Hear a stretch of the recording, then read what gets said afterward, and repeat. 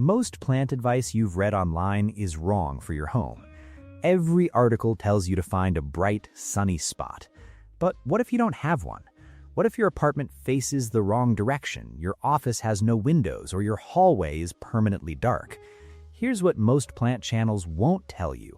There are 8 plants that don't just tolerate darkness, they actually prefer it. I'm going to show you all 8 today. And number 6 on this list genuinely shocked me. It's a plant that most people assume needs full sun, and it turns out sunlight is actually slowing it down. Stay with me. This list will change how you shop for plants forever. I've tested every single plant on this list in rooms with zero natural light, just standard overhead LED bulbs. No grow lights, no special equipment, just regular indoor lighting that you already have at home. These results are real. Let's get into it. 8 plants, complete darkness, real homes.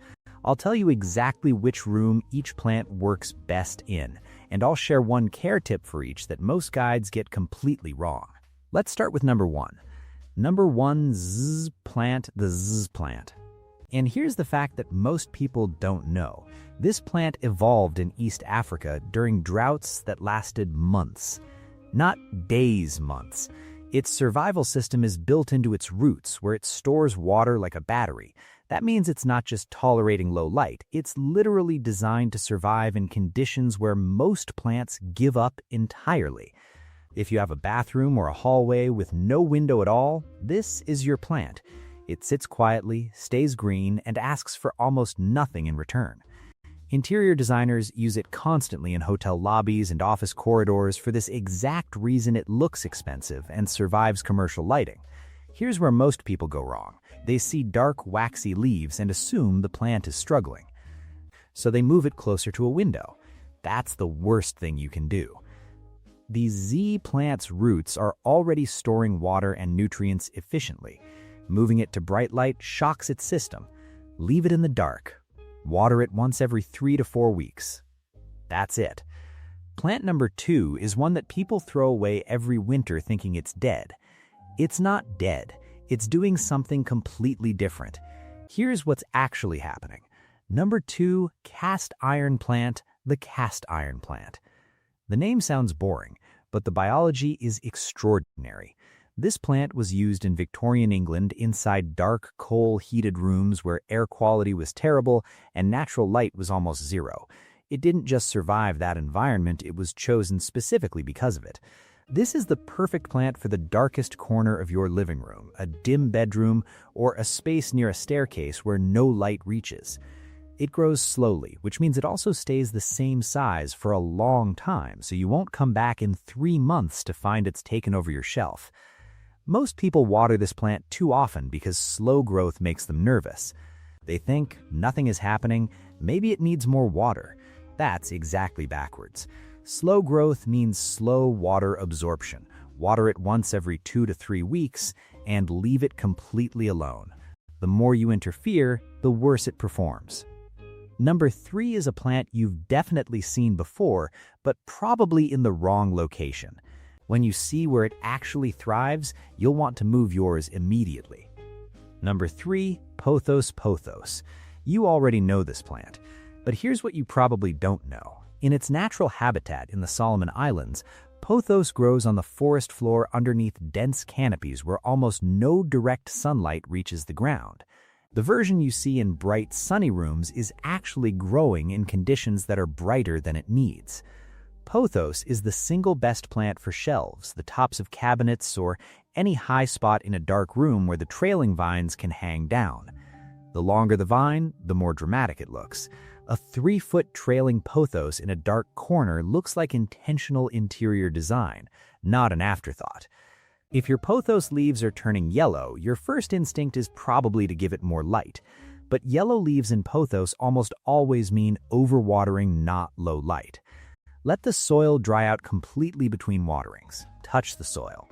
If it feels damp at all, wait another week. Did you know that NASA's Clean Air Study identified pothos as one of the most effective plants for removing formaldehyde and benzene from indoor air even in low-light conditions? The darker the room, the slower the air purification, but it still works. Number 4, peace lily, the peace lily. And yes, it flowers indoors, in dim rooms, with no direct sunlight whatsoever. That white flower you see isn't actually a flower. It's called a spathe, a modified leaf that protects the tiny real flowers inside. This is the plant's way of signaling that it's healthy and thriving, even in low light. Peace lilies work perfectly in bedrooms with north-facing windows, in bathrooms with no windows at all, or in any room where you want something living but don't want to manage complicated care routines. They're also one of the few darkroom plants that add visual drama because of that white bloom. Here's something that sounds wrong but is completely true. A peace lily that's slightly stressed by low water will actually bloom more. If you keep the soil constantly moist, the plant focuses on leaf growth instead of flowers. Let it dry out a little, let it droop just slightly, and then water it deeply. You'll see more blooms this way. Quick question before we continue. Which room in your home gets the least natural light? A bathroom with no window? A dark hallway? A bedroom that faces the wrong direction? Tell me in the comments. I read every single one, and I'll reply to you directly. And while you're thinking about that, we're halfway through the list. And number 6 is still coming. You're not going to want to miss it. Number 5, snake plant, the snake plant. You know this one. But here's the part that surprises most people. Snake plants photosynthesize differently than almost every other common houseplant. They use a process called cam photosynthesis, which means they open their pores and absorb CO2 at night instead of during the day. So while you're sleeping in a dark room, your snake plant is quietly working. It doesn't need your daylight hours at all. A snake plant in a dark bedroom is one of the highest value plants you can own. It's releasing oxygen at night when you actually need it, rather than during the day when you're not home. Bedrooms, dark hallways, rooms with small or no windows, this plant is built for all of them. Snake plants in low light need water even less than you think. Most guides say water every 2 weeks. In a dark room with no sunlight to drive evaporation, the soil stays wet much longer. In complete darkness, water your snake plant once a month at most. Seriously, once a month. Overwatering is what kills this plant, not darkness.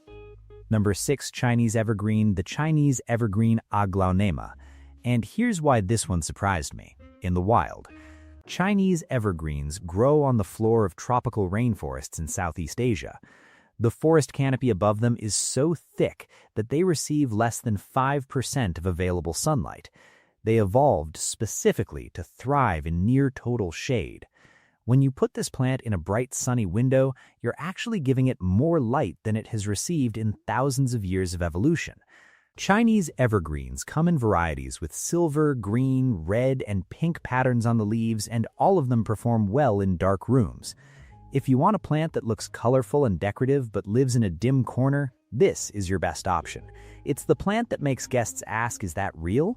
Because the leaves look too vibrant to be surviving in a dark spot. The varieties with more color, the red and pink ones, actually need slightly less light than the plain green varieties. This is completely backwards from what you'd expect. More color usually means more chlorophyll demand, but in aglaonema, the colored varieties are simply more efficient in dim conditions. Don't move the colorful ones toward the window. They don't need it. Did you know that Chinese evergreens were among the first plants used in office buildings in the 1970s, specifically because they tolerated fluorescent lighting with zero natural light? They've been surviving in dark offices for over 50 years. Number 7, lucky bamboo, lucky bamboo. And the first thing to know, this is not actually bamboo. It's a plant called Dracaena sanderiana, and it's one of the very few plants that can grow in a vase of water with no soil at all, under nothing but ambient room light. Lucky bamboo is perfect for desks, bathroom countertops, kitchen shelves, or any flat surface in a dark room where you want something living but have no space or interest in managing soil and drainage. Fill a glass vase with water, drop a few stones in the bottom to hold it upright, and place it anywhere in the room. It will grow. The most common mistake, using tap water. Lucky bamboo is extremely sensitive to fluoride and chlorine, which are in most tap water. the tips of the leaves will turn yellow and brown. Use filtered water or let tap water sit uncovered overnight before using it. This one change will dramatically improve how your plant looks. Number 8, I've saved this one for last on purpose. Because when most people hear the name, they think, that's an outdoor plant. That needs sun. That assumption is completely wrong. And once you understand why, you'll see this plant differently forever. The bird's nest fern. Asplenium nidus. This fern grows naturally inside the hollows of tropical trees and pockets of bark and wood where no direct sunlight reaches at all. The inside of a tree cavity. That's where this plant evolved. When you put it in a bathroom with no window, you're recreating almost exactly its natural environment. Bathrooms are perfect for bird's nest ferns, especially if you shower regularly. The steam from your shower provides the humidity this plant would naturally get from living inside a tree in a tropical rainforest. No window required, no humidifier required, just your daily shower. This is genuinely one of the most self-sufficient plants on this entire list when placed correctly. Do not touch the center of this plant, the nest where new leaves emerge. The new fronds are delicate and bruise easily. Most people examine their plants by touching the new growth. Every time you touch the center, you risk damaging the emerging frond permanently. Look at it. Don't touch it. Did you know that bird's nest ferns have been documented growing at light levels as low as 50 lux, which is roughly the light level of a dimly lit corridor? For reference, a sunny window provides around 10,000 lux. This plant needs 1/200th of that. At the start of this video, I said most plant advice you've read is wrong for your home. That's because almost all of it assumes you have bright windows. You don't have to. These 8 plants prove it. If I had to give you 3 to start with for a room with 0 natural light, first choice, plant. Slowest water needs, most forgiving, looks refined in any space. Second choice, Chinese Evergreen. The most visually striking option for dark rooms and the most misunderstood. Third choice, bird's nest fern if you have a bathroom. 0 effort once it's placed correctly. Here's one thing you can do right now. Go to the darkest room in your home. Stand in the middle of it. If you can comfortably read a book in that room using only the overhead light, every single plant on this list will survive there. That's your test. Readable light equals survivable light for these plants. If this video helped you, here's what subscribing to this channel actually means.